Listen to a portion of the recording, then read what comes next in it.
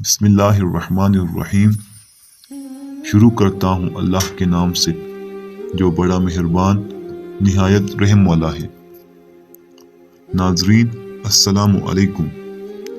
امید ہے تمام ناظرین خیریت و عافیت سے ہوں گے۔ آج کی اس ویڈیو میں تابوت سکینہ کے بارے میں بات کرنے جا رہے ہیں۔ تابوت سکینہ کے بارے میں تفصیل سے جاننے کے لیے اس ویڈیو کو آخر تک ضرور سنیے۔ یہ شمشاد کی لکڑی کا ایک صندوق تھا جو حضرت آدم علیہ السلام پر نازل ہوا تھا۔ یہ آپ کی آخر زندگی تک آپ کے پاس ہی رہا، پھر بطور میراث ایک کے بعد دیگر آپ کی اولاد کو ملتا رہا، یہاں تک کہ یہ حضرت یعقوب علیہ السلام کو ملا اور آپ کے بعد آپ کی اولاد بنی اسرائیل کے قبضے میں رہا۔ حضرت موسیٰ علیہ السلام کو مل گیا تو آپ اس میں تورات شریف اور اپنا خاص سامان رکھنے لگے۔ یہ بڑا ہی مقدس اور بابرکت صندوق تھا۔ بنی اسرائیل جب کفار سے جنگ کرتے تھے اور کفار کے لشکروں کی کثرت اور ان کی شوکت دیکھ کر سہم جاتے اور ان کے سینوں میں دل دھڑکنے لگتے تو وہ اس صندوق کو اپنے آگے رکھ لیتے تھے، تو اس صندوق سے ایسی رحمتوں اور برکتوں کا ظہور ہوتا تھا کہ مجاہدین کے دلوں میں سکون و اطمینان کا سامان پیدا ہو جاتا تھا، اور مجاہدین کے سینوں میں لرزتے ہوئے دل پتھر کی چٹانوں سے زیادہ مضبوط ہو جاتے تھے۔ اور جس قدر صندوق آگے بڑھتا تھا، آسمان سے نصر من اللہ و فتح قریب کی بشارت عظمہ نازل ہوا کرتی اور فتح مبین حاصل ہو جایا کرتی تھی۔ بنی اسرائیل میں جب کوئی اختلاف پیدا ہوتا تو لوگ اسی صندوق سے فیصلہ کراتے تھے۔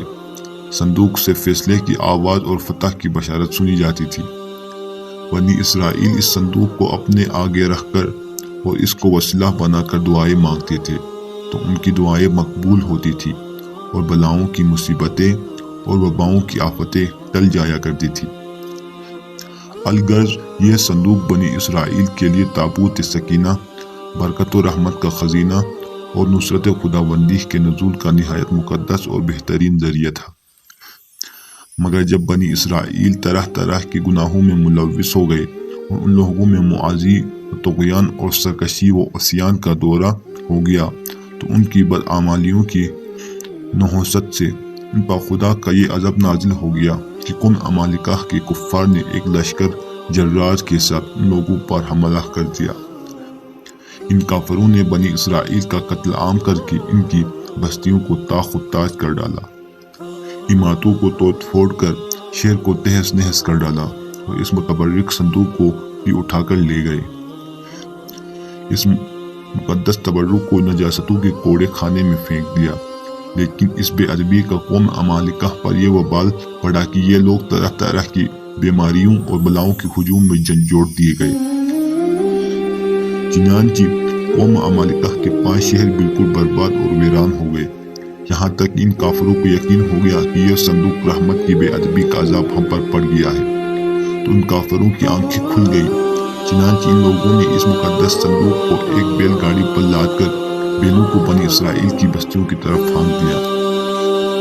پھر اللہ تعالیٰ نے 4 فرشتوں کو مقرر فرما دیا جو اس مبارک صندوق کو بنی اسرائیل کے نبی حضرت شمیل علیہ السلام کی خدمت میں لائی۔ اس طرح پھر بنی اسرائیل کی کھوئی ہوئی نعمت دوبارہ ان کو مل گئی، اور یہ صندوق ٹھیک اس وقت حضرت شمیل علیہ السلام کے پاس پہنچا جبکہ حضرت شمیل علیہ السلام نے طالوت کو بادشاہ بنا دیا تھا، اور بنی اسرائیل طالوت کی بادشاہی تسلیم کرنے پر تیار نہیں تھے، اور یہی شرط ٹھہری تھی کہ مقدس صندوق آ جائے تو ہم طالوت کی بادشاہی تسلیم کر لیں گے۔